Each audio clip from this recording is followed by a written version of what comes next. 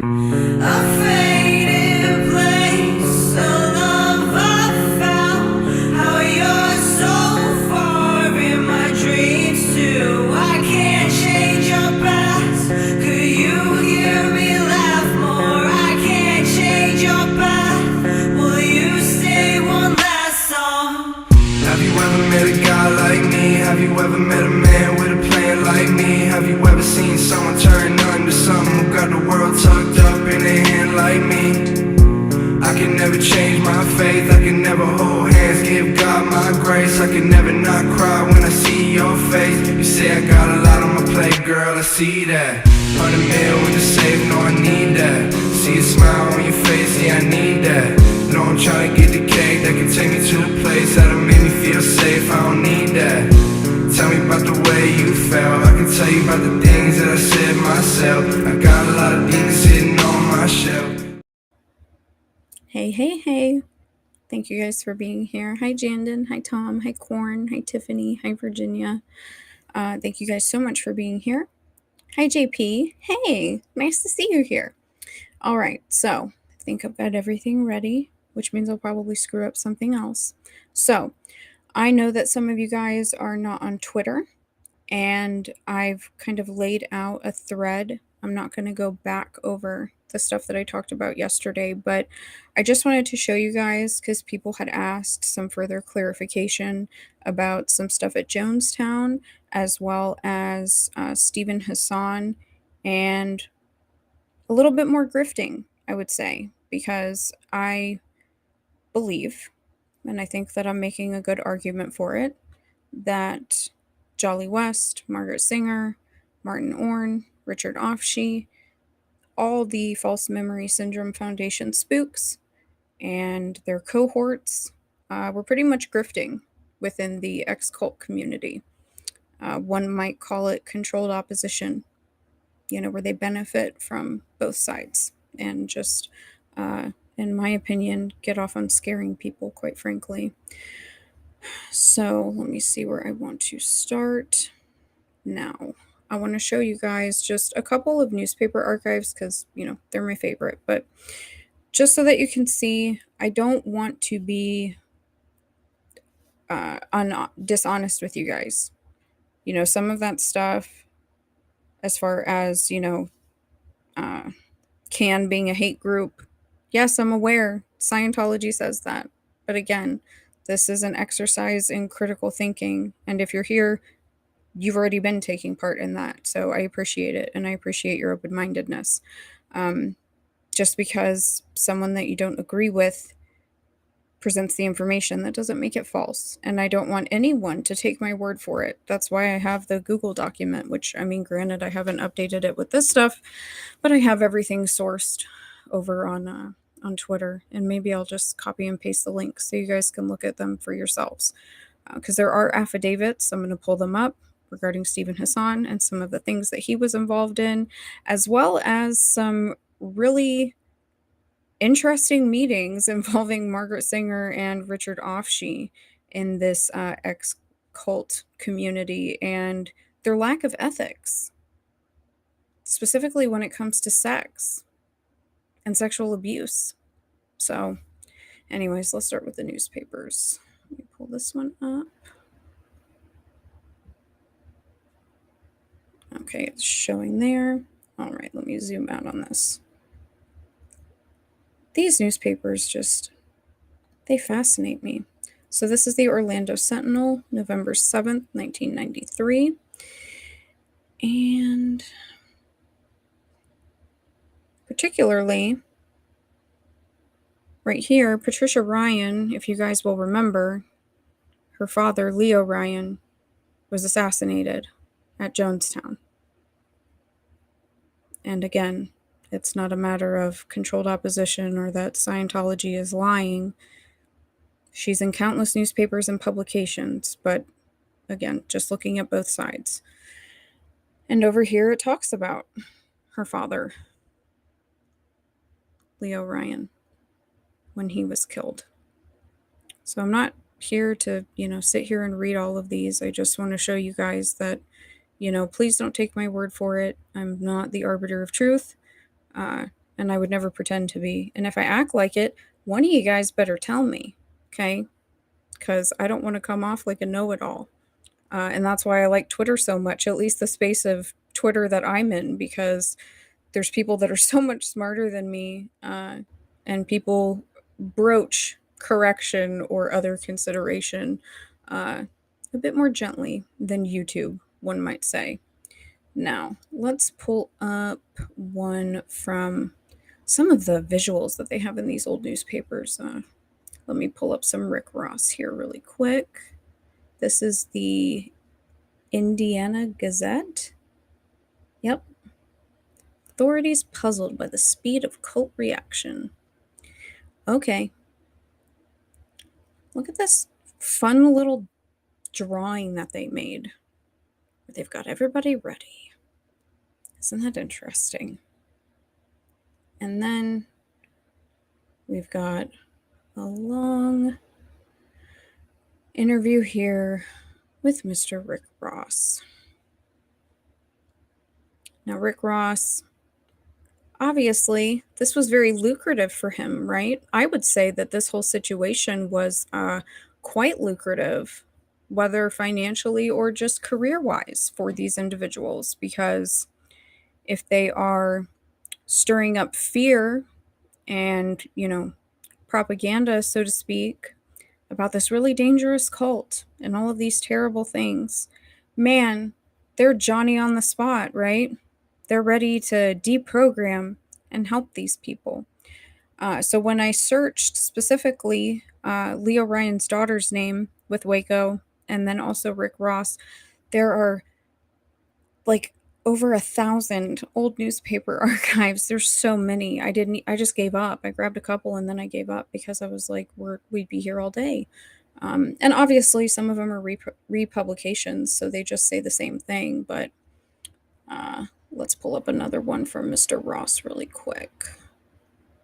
So this is the Record, the Sunday Record in Hackensack, New Jersey. Cult's daily routine, likely to be grim. And there's Mr. Rick Ross, the cult deprogrammer. And see, oh yeah, here, we'll pull this up right here. His latest client left the sect last summer after 7 years. And he doubts Koresh would let members of his flock stray from sight for long. Well, I wasn't there, so obviously I can't completely factually comment. However, these people have careers in speculation, so quite frankly, I can speculate. I don't buy anything that comes out of these people's mouths. I'm sorry. And that is my personal opinion. And I don't expect anyone to agree with me. I'm not here to make anyone agree with me. However, it's the whole throwing out the baby with the bathwater, right? It's a challenge, but the further that you look, these people have just caused harm. And my focus is still the False Memory Syndrome Foundation, but these things do tie in together. It's from every angle, psychological warfare. And the harm that it's done, I mean, again, it just really cannot be understated. So let me pull up my thread on Twitter because I've got everything right here. And I haven't made a Twitter thread in a really long time, so it was kind of nice to do so. Now I'm not going to read, well, maybe I'll just share the screen on Twitter, and let you guys see. And then I can click on the links afterwards. We'll do that. How about that? So for anybody on Twitter, you guys are going to see me go through it on a video. Sorry, but I know some of my YouTube people are not on Twitter. Yes, Arms of the Octopus. Let me pull this up. I can see that here. Absolutely, Katie Kane. Absolutely. Yeah, this octopus has more than 8 arms. So, here we go. Let me scroll this up here. I love using old, like high def pictures if I can find them. I nerd out on these threads. It's kind of fun. So, lies of the X cult community and its so called experts. So, this right here was written by Mr. Stuart Wright, Construction and Escalation of a Cult Threat. I did note in here, which I discussed yesterday, that per one author's recent interview, Jolyon West was on the phone with the FBI and ATF during Waco. In the House Judiciary Committee hearings following the Waco debacle, evidence served that the Cult Awareness Network had established regular contact with at least one congressman, apparently William Hughes of New Jersey, who subsequently supplied information about the Branch Davidians to the Attorney General. Janet Reno confirmed that she had obtained this information involving the identification and use of cult advisors in the future, and indicated that she had a copy of an anti-cult article, How Many Jonestowns Will It Take? And then Mr. Stephen Hassan is also discussed in this book briefly. And it just says here, he was an ex-Moonie, and he has been an outspoken activist in the anti-cult movement, speaking at rallies and conferences, participating in deprogrammings, and eventually settling into a career as an exit counselor. Now, sorry guys, I'm not going to read through all of this. So, this source right here, Cessner, and I'm glad that someone else pointed this out who, from what I understand from their Twitter thread, is more familiar with this particular institution. I don't trust any institution on its face. I'm going to make that very clear. Let me stop sharing this for a second. So, again, critically thinking.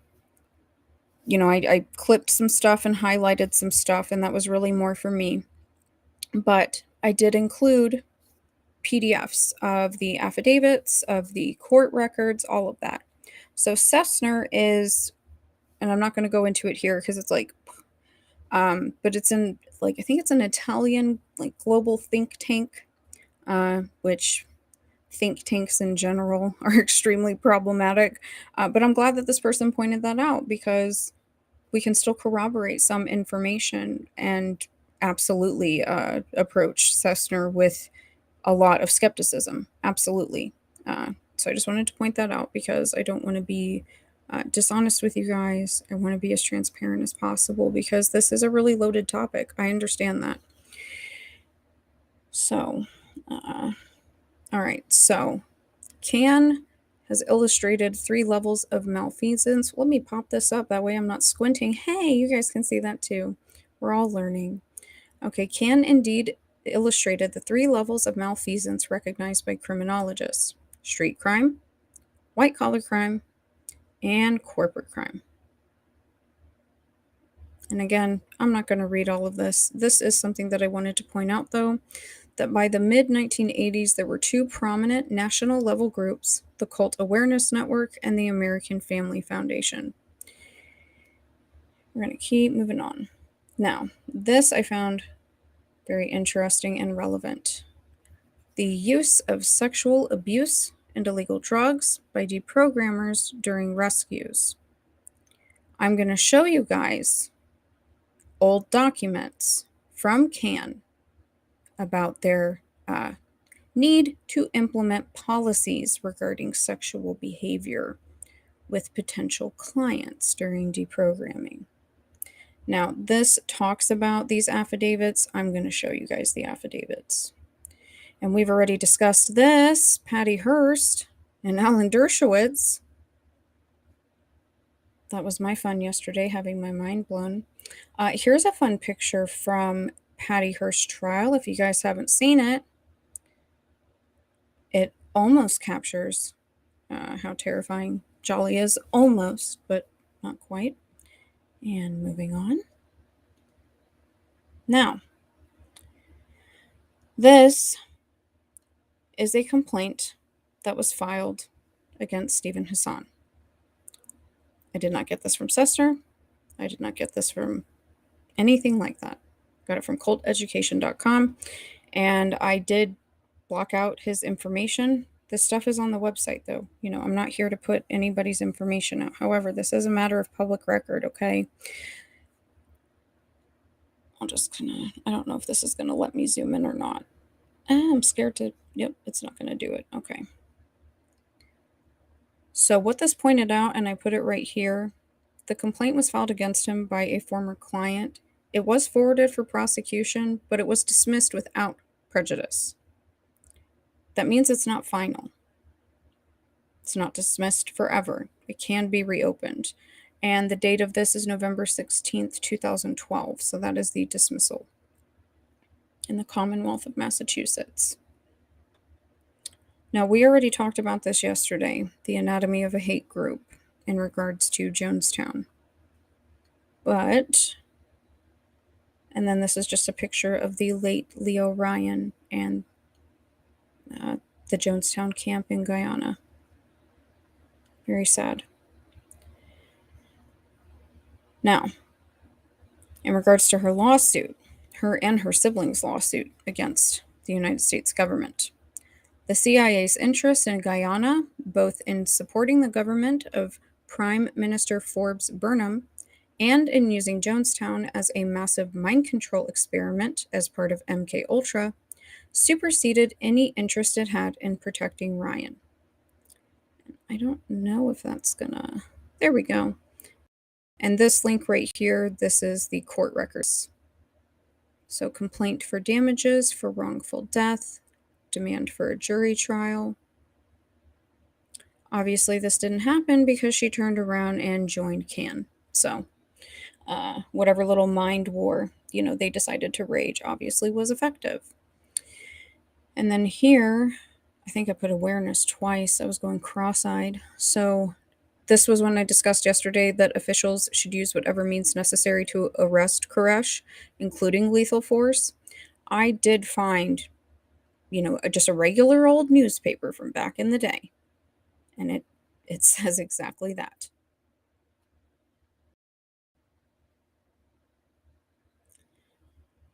Now, this archive on Cessner about the Cult Awareness Network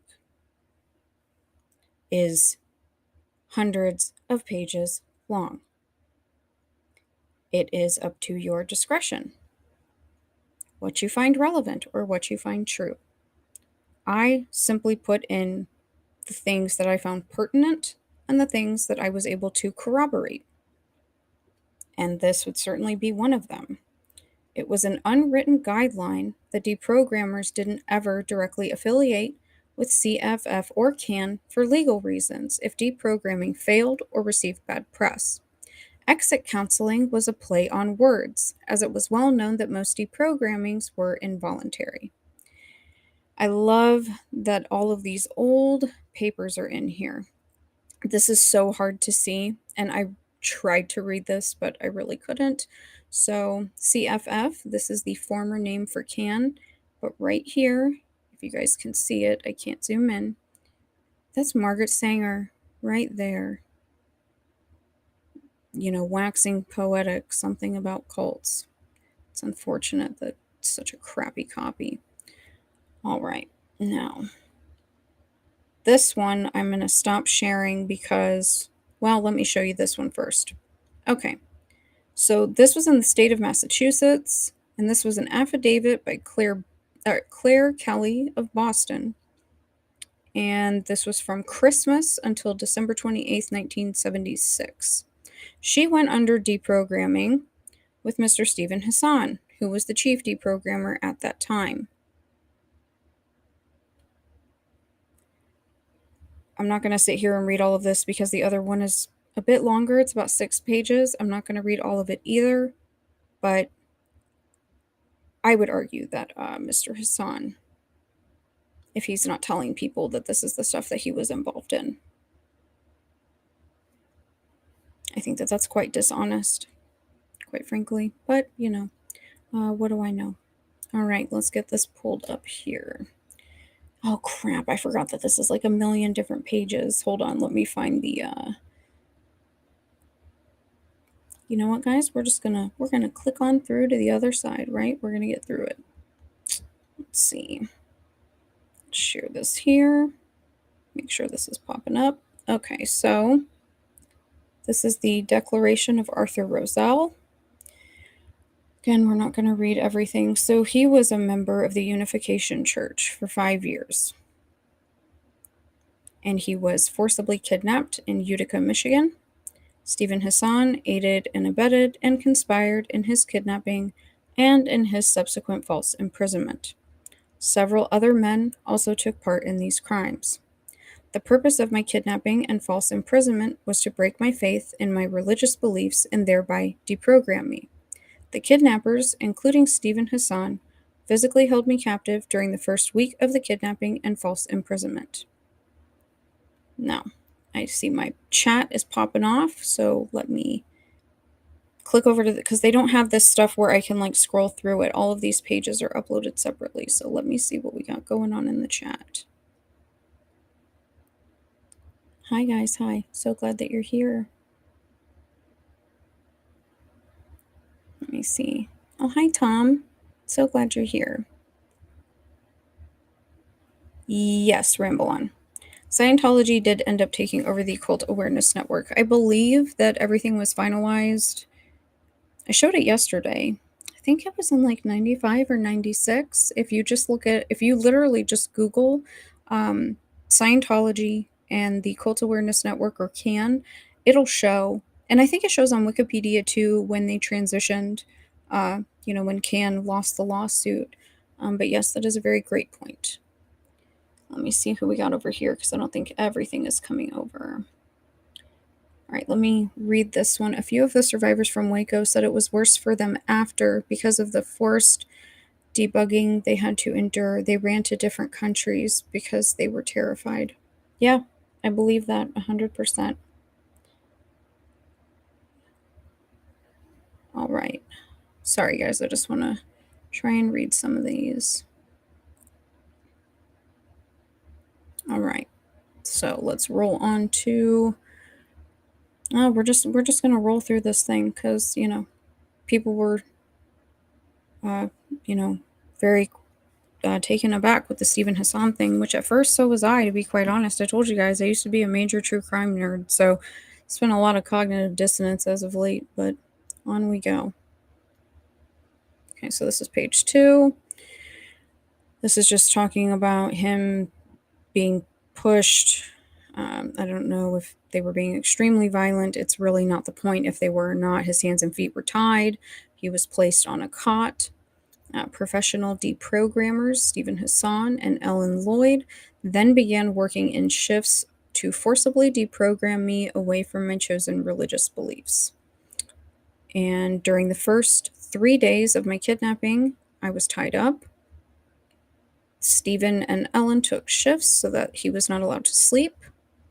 When it started, he decided not to speak or eat.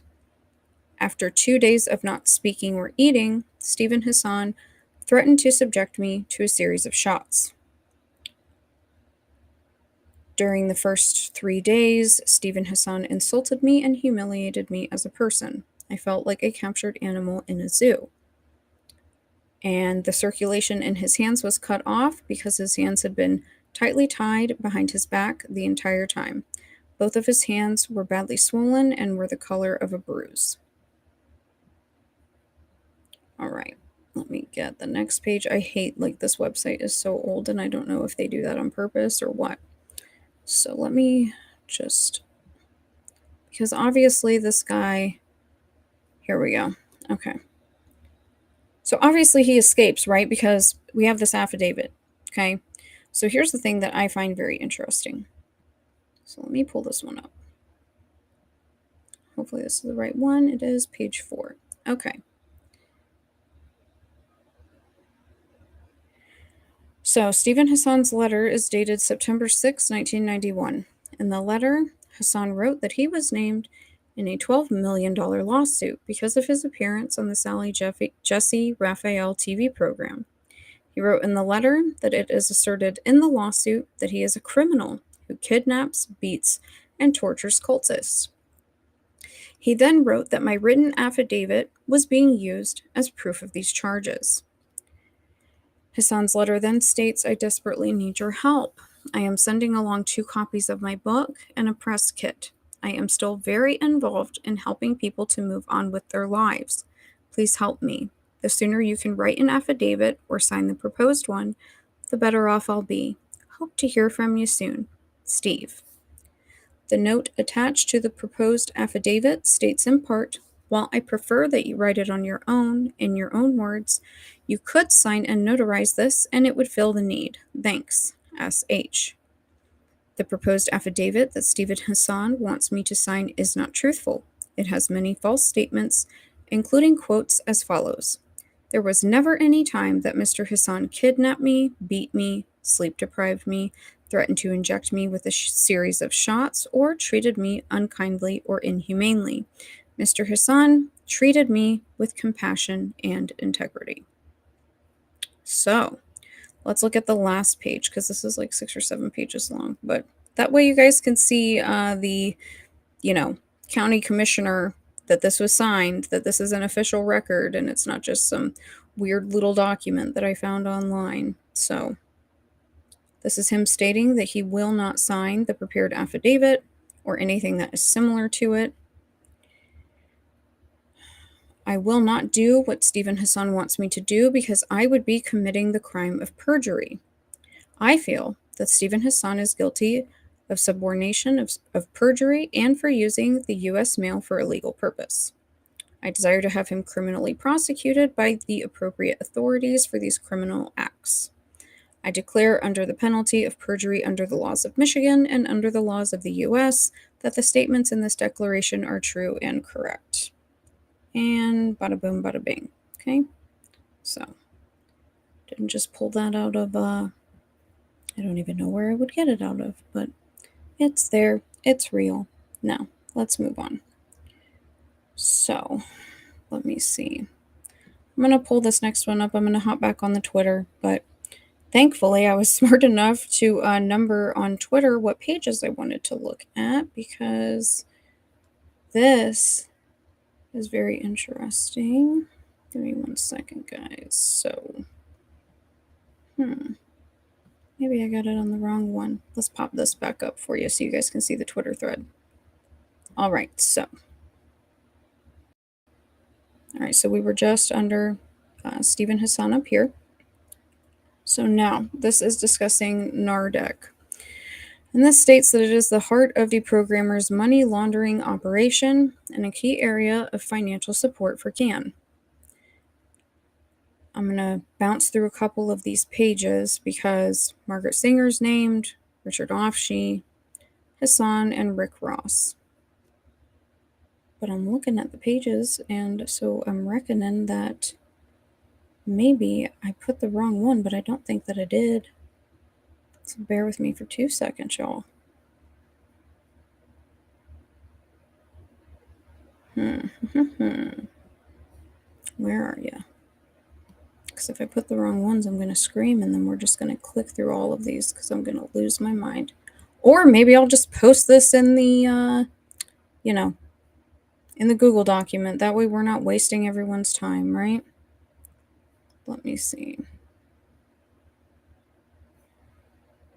Holy guacamole, these guys got to stop loading this stuff up separately. Lord have mercy. All right, one more try. Found it. Ugh. At least I can show this one because this one's the one I really care about. Okay. Because this one I find incredibly ironic. So let me get you guys out of Twitter. Where are you? I got to find you guys. There we are. Okay. Sorry, I'm not used to sharing my Twitter screen. Okay, so now I'm going to pull up because the audacity of this woman, that this is her project that they're proposing. So this is a bunch of archived schedules, proposals, so on and so forth for CAN moving forward because of the resistance that they were getting in regards to their deprogramming practices. And, Margaret Sanger I'll just show you guys because it's stupid to me anyway. These people, again, just shouldn't be allowed around children. And that is my 2 cents. Let me close this so that I'm not getting lost with you guys. Okay. Yep. I gotta download this and figure out. If someone can tell me a good PDF program, that would be great. Okay. This is page 2. Beautiful.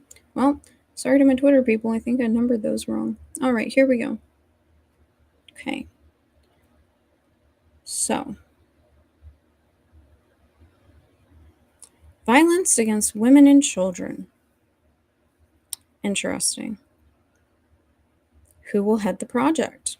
Margaret Singer, PhD, is a respected expert on cultic groups and their effects on members. She has treated hundreds of former cult members and has published a classic evaluation of the influence of cults in Psychology magazine, and also writes on cults for professional journals. She is an adjunct professor of psychology at the University of California. Kind of expensive here, huh? 10,000, 6,000, 1,000, 3,000. Could be a little bit of money laundering going on, huh? A little bit of funny money, maybe? I don't know. Maybe.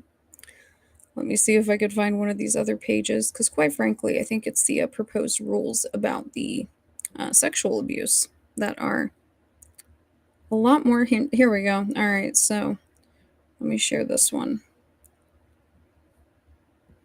Okay. All right. It was suggested that we agree upon the gross violations and agree upon those as ethics and standards. Not going to sit here and read all of this, but during a case or intervention, there will be no illicit or illegal drugs used by exit counselors or team members. There will be none of these used on or with the clients to influence them. There will be no abuse of legal or prescribed drugs or alcohol used during an intervention or case that limits the exit counselor's ability to function in their role. No sex with clients or undue influence through sexual behavior, and no physical abuse of clients will be condoned or performed by any exit counselor.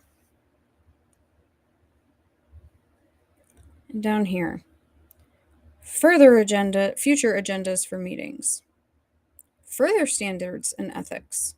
And again, this is really long. It's all uploaded separately, which is extremely obnoxious, but these people, okay.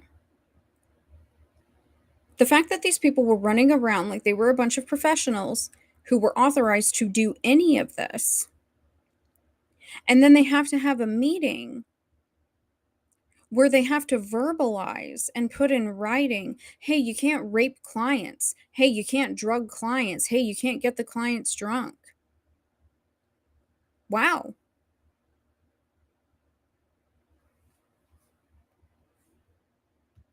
Am I an idiot?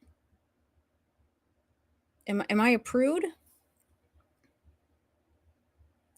I mean, some people think I'm a prude, but in general, I think that that's completely insane. The fact that anyone, because there's a lot of other good names in there. The fact that anyone takes anything that these people say, and I am saying that as a blanket statement, with any value is beyond me. It really is. These people have been frauds from the beginning. I'm sorry. Like I said, I had a hard time with the whole Stephen Hassan thing a while back. Because that bite model's just always in your head, right? They kind of beat it into your head. But wow, it just kind of turns out that a lot of these people are completely full of it. And again, I'm not here to tell anybody what to think. This information's out there. Do with it what you wish. I'm just stating my position. And I don't have to say allegedly or anything like that. I'm just saying I think that these people are frauds. And I think that I'm making a strong argument for that. But maybe I'm not, and that's fair. It's not going to change my mind, though. It's really not. Now, let me pull this back up so I can show you guys the rest of this thread. We'll kind of move on, because that was the longest one with separate pages, because I had to sit there and click through all of them. So let me pull that back up. So this is from May 12th, 1991. So Project Recovery Guidelines for Exit Counselors. And this just kind of breaks everything down as far as what they were trying to do. And then it identifies the American Family Foundation as a leading resource in mind control education, usually from leading academic authorities on the subject. Okay.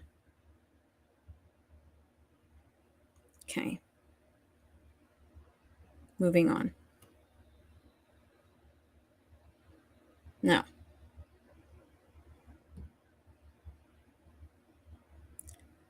who is the American Family Foundation? Because they're cited a couple of times in that other document that someone painstakingly uploaded page by page separately as a joint approval requirement with the Cult Awareness Network regarding changing everything to exit counseling, or something that might sound a little more ethical in the public eye, because this is all about optics, right? So today, the American Family Foundation is known as the International Cultic Studies Association. And that is who they are. Now, do I find the timing of the Scientology lawsuit and the subsequent takeover of CAN and all of these people, including all of the spooks from CAN, running over to the American Family Foundation? Do I find that all interesting? Yeah, I sure as hell do. I sure as hell do. Because all of this ex-cult stuff, it ties into the False Memory Syndrome Foundation. I've proven that. It's not even me making an argument about it anymore. I've proven that. It's not just Jolly and Margaret, she's in there, hosting these different meetings on various subjects, which is a joke. But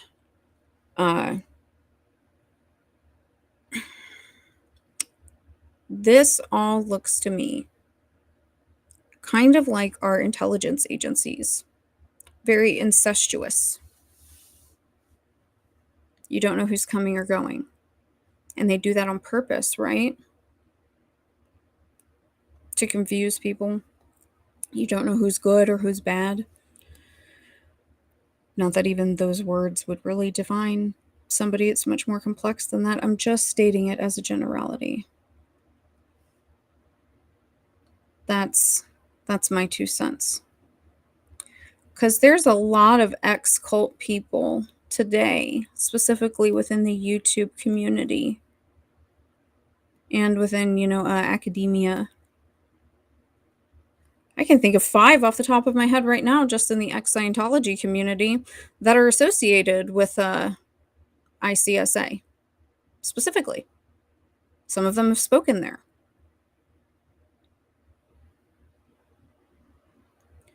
So do I throw the baby out with the bathwater? I don't know.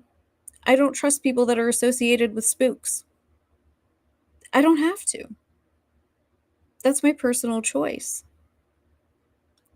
Never have, and I don't think that I ever will, quite frankly.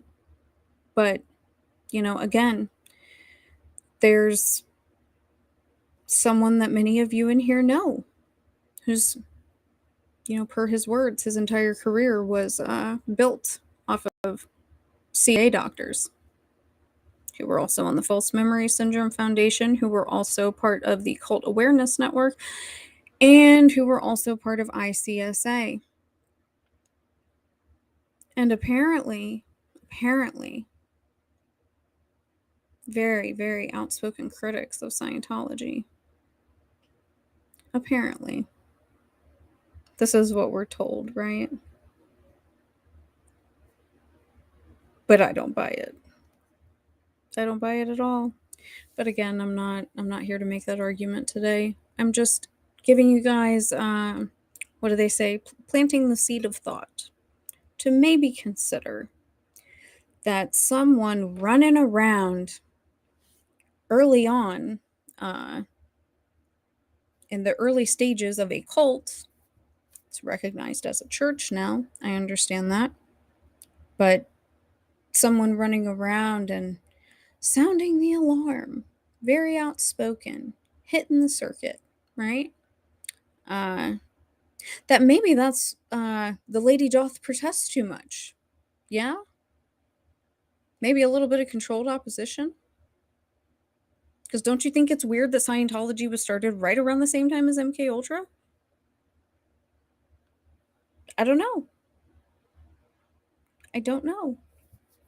And the whole like ESP remote viewing stuff that Hubbard was into.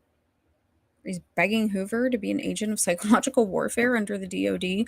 That's literally in a different form and a different name and a different setting exactly what Jolyon was doing.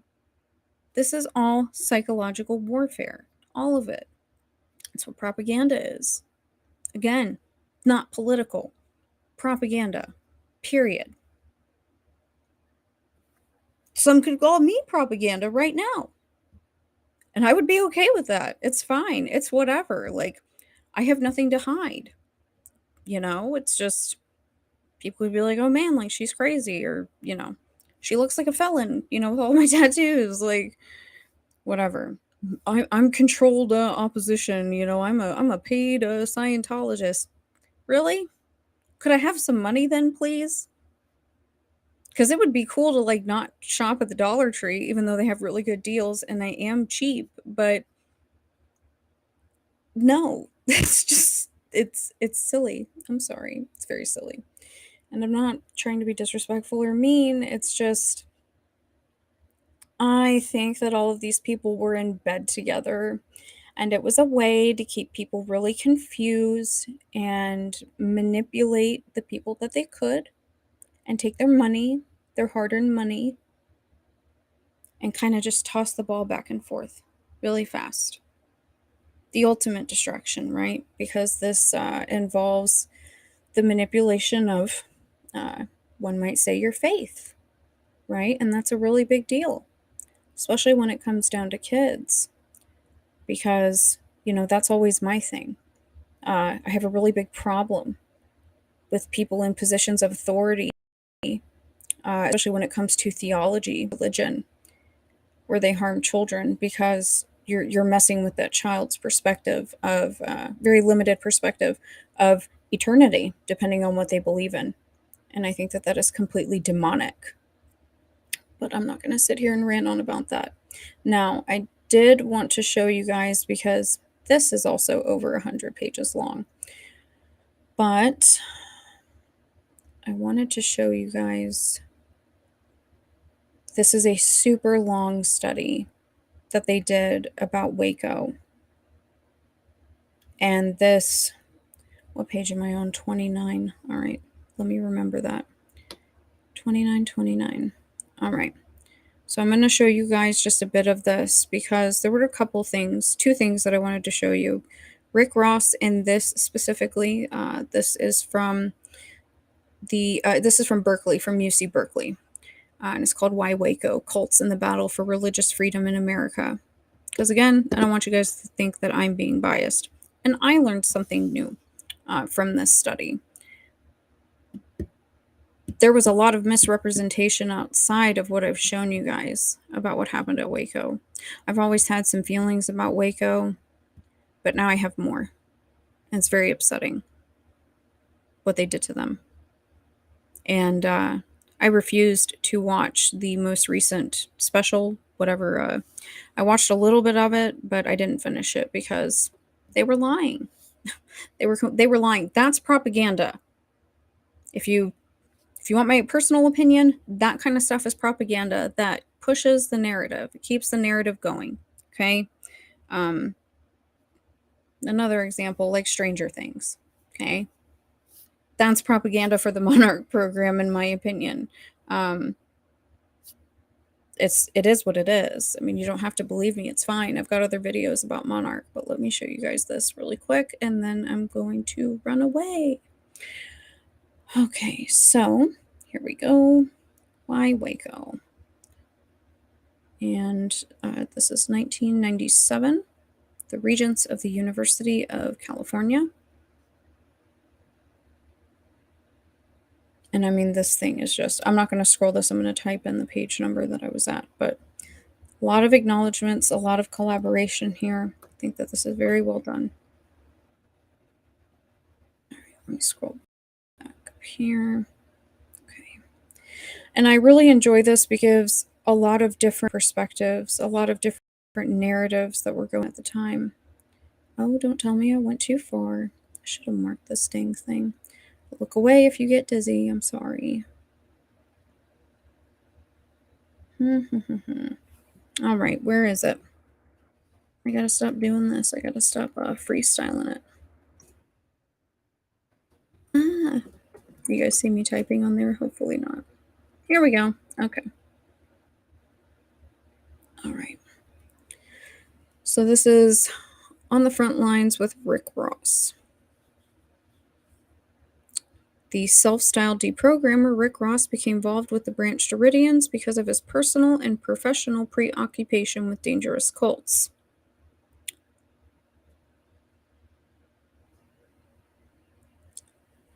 Now, there's a ton of citations in here, guys.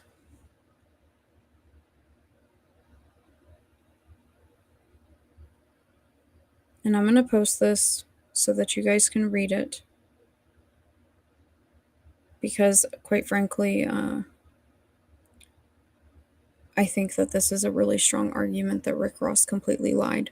And I do believe that the Cult Association Network was heavily responsible in what happened at Waco. Heavily. And we don't get to cherry pick which individuals we want to associate with that. I think we've been doing that long enough. Now, where was it talking about? Okay. Let me see. Sorry, y'all. There we go. Okay, Ross effectively used his broad familiarity with cults and a careful reading of the Bible outside of the compelling setting of Koresh's teaching sessions to raise doubt in Bill's mind, just as Brialt had claimed to unmask Koresh as a messianic pretender in a Bible study session with Australian Branch Davidians. Ross tried to discredit Koresh as a biblical interpreter. He maintains that he was able to show Bill that the leader roamed freely from Revelation to Psalms with no rational means of connecting them. It was all done on a whim.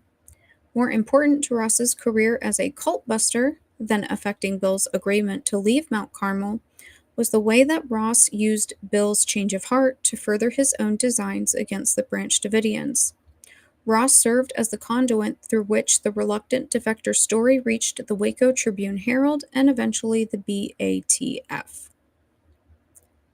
Now, I'm going to stop sharing this for a second while I pull up this other stuff. That way you guys aren't like going to throw up. And again, I will post this. It's very long. It's very informative, though. It talks about the 51-day siege. It's got the phone calls with Koresh, the actual transcripts in here. This is probably the most thorough that I've found. It addresses all the stuff that was going on TV, his request, everything. Now, I know that I wasn't that far in here. because I believe that this popped up for me when I was looking. I mean, I was looking in regards to kids, quite frankly, and this actually lists every single person that died that they know of because they were very untruthful about how many people were killed. All right, let me make this really small. Bear with me, y'all, and then I'm going to open up the chat. Here we go. No.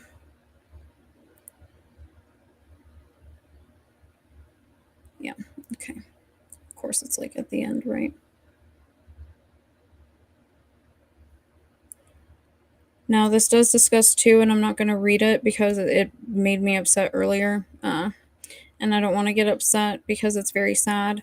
But it does discuss David Koresh's very, very young infant child dying, and that he was on the phone with the FBI and the ATF when that happened. And they kind of kept that hush hush because they didn't, the argument is that they didn't want people to feel sympathetic for, murdering children, murdering pregnant women, children. I mean, when you understand these things and look at them from a different perspective, then this crazy cult, like, who's this David Koresh? He's so charismatic, right? When you look at things differently and you see how all these nefarious actors have their hands in the pot, it's really tragic. And the stuff that they trot out on TV makes me sick. But let's go ahead and pull this up. Yeah, so February 28th raid, that's 6 people. Those were the people that exited. Those were the children that exited. There's people that died in a fire. Look at all of these names. Children that died in a fire.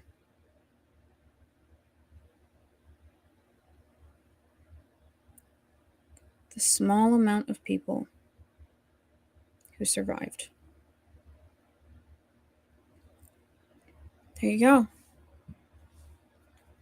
6 died February 28th. 74 died April 19th. Total dead 80. It's disgusting.